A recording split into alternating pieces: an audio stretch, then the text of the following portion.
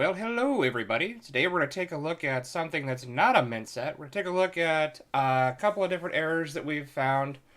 Just a few of the many errors actually that we've found through coin hunting and auctions and things like that. Just some interesting stuff. And then towards the end, I am going to throw up a coin that I'm not sure about. I mean, I'm pretty sure I know what it is. But if it is what I think it is, then it's something that's actually brand new. So, anyways, let's take a look at this one here. We got a 1983 Philadelphia. Not a very good looking coin, but it is a no FG. Designer's initials missing right there. There's a little bit of something up on the top right here, but I believe this does still qualify as a no FG. A lot of the examples that I've found that have been certified no FG in the 1983 Philadelphia strikes do have that little thing right there, which I'm not sure what exactly that is. I don't know if it's the remnants of the F, but I would have to say this qualifies. Let me know what you guys think, if it does or doesn't, but I'm pretty sure it does. Next one we got here is a 1960 proof Franklin half dollar. And the trippy part about this one, of course, as you guys probably already know, proof coins have a little bit extra love made into or put into their making. Dies are obviously going to be heavily polished. Planchets are polished just to get this beautiful mirror field. They just get a lot of special handling. But this one has some strike doubling, which is really, really odd on any proof coin. You can see it starting there in the two L's. The A. The R is really bad right there. Like, it gets really bad at several points. The eagle. Heavy strike doubling. The C, the A, the E. I mean, we're talking some really heavy strike doubling.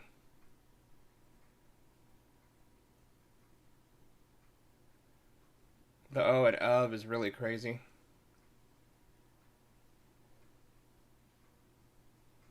So, thought you guys might be interested in taking a look at that. And it's a really beautiful coin. This one is actually pulled directly out of a proof set.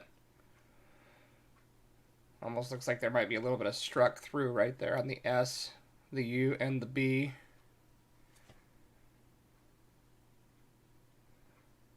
But definitely an interesting coin. And then we have this one, which is an 83. I'll show you the front of it real quick. Another 83 Philadelphia. Sorry about the glare. Those LEDs are glaring off of that outside plastic of the 2x2. This one I believe is a no FG, but here's the weird part. Right here is a little piece of something. I have no idea what it is, but it's definitely raised. Let's see if I can get a better view of that real quick.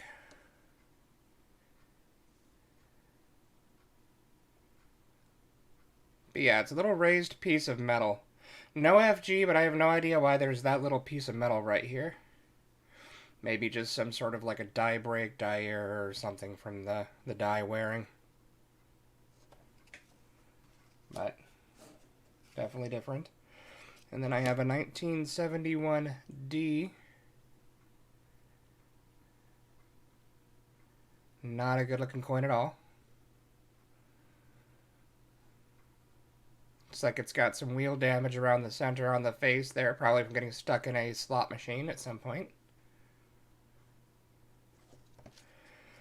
However, on the reverse,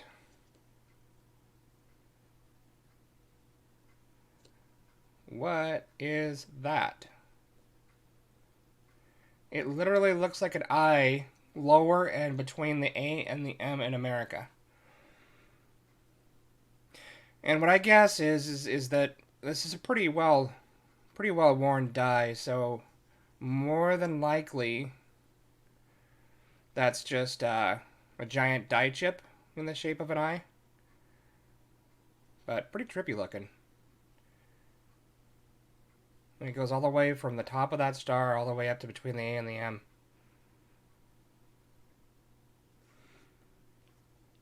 Talk about a coin with character, that's it right there.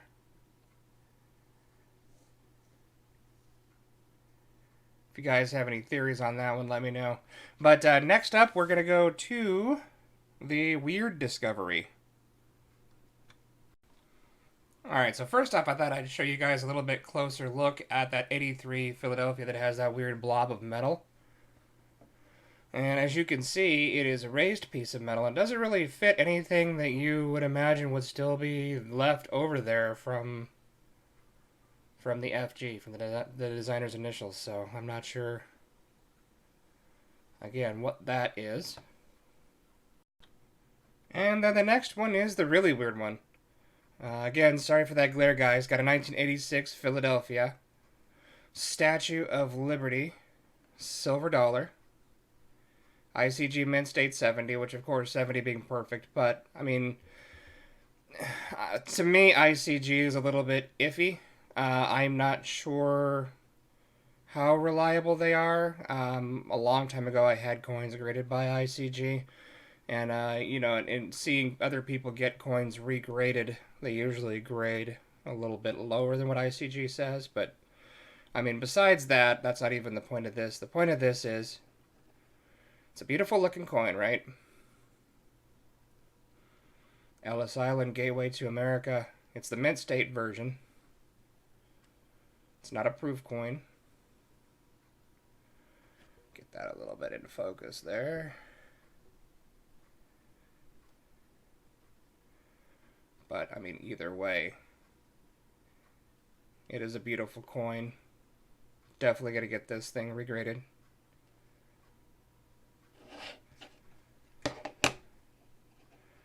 Take a look at the back here.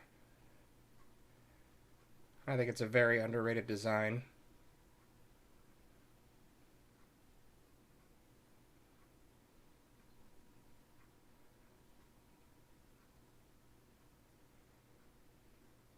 Gorgeous example.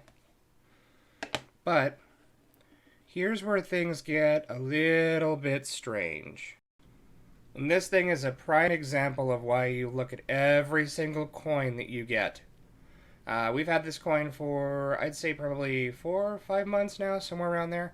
And I just now took a look at it under the scope to see, you know, exactly what I thought it was, and to think, you know, to see if it is actually a mint state 70, which would be a perfect coin. And it's kind of hard to tell in a holder like this. It's a little bit scratched, but I do see what I think are some imperfections on the coin, so it wouldn't necessarily be a mint state 70, I don't think, through PCGS or NGC. But anyway, here's the interesting part. This is what I want you guys to tell me about what you think. Now that right there is definitely not strike doubling. That is a textbook double die. There's splits in the top of the serif of the 1. The whole bottom half of the 1 is actually separated. There's a split here on the bottom of the 9. And here, this looks like it's a little bit of shelving, but the problem is that, again, the 6 has a split serif. I mean, this to me looks like a textbook double die. Now, the thing about it is that I can't find this anywhere as being a known double die verse. Which means if that's the case, that it could be a discovery coin, which would be really cool. I mean, this thing could be extremely rare and valuable. But, I mean, the biggest point of this is of course, check every single coin you get a hold of. And don't necessarily go for what the grading company says, because even if this is, in fact, a double die verse, if you don't pay the money when you get the coin graded to have it attributed as an error, they won't put it on there.